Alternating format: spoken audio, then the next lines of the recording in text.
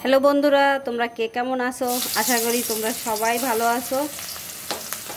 তো বন্ধুরা, আজকে রান্না করতে চলে আসলাম। দেখো, পেঁয়াজটা ভেজে নিব।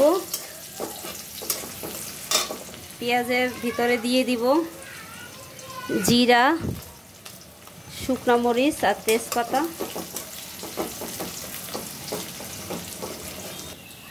দেখো বন্ধুরা, একটা ডিম ভেঙে দিয়ে দিলাম।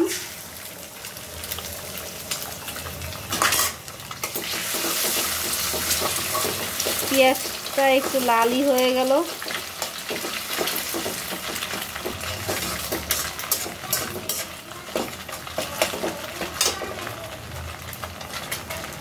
দিয়ে দিব ছোট করে কাটা পেঁপে।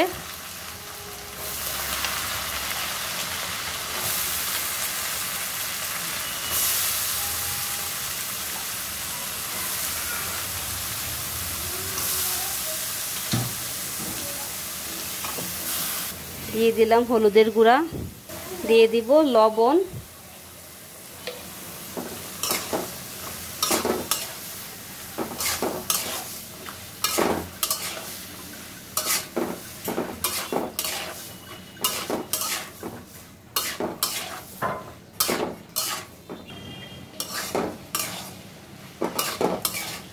দেখো পেঁপেটা আমি সরা দিয়ে ঢেকে রাখছি প্রায় 3 মিনিটের মতো।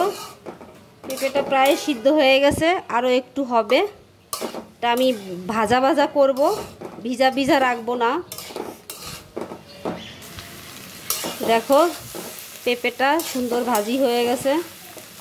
পেঁপেটাতে কিন্তু একটুকু জল নেই, বেশ ঝরঝরা ভাজি হয়েছে, আর পেঁপেটা সুন্দরভাবে সিদ্ধ হয়ে গেছে।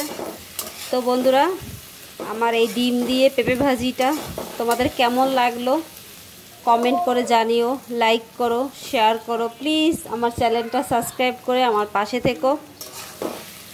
তো তোমাদের সাপোর্ট অনেক দরকার।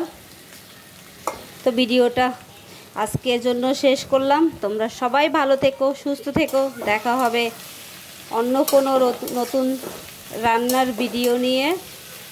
বাই।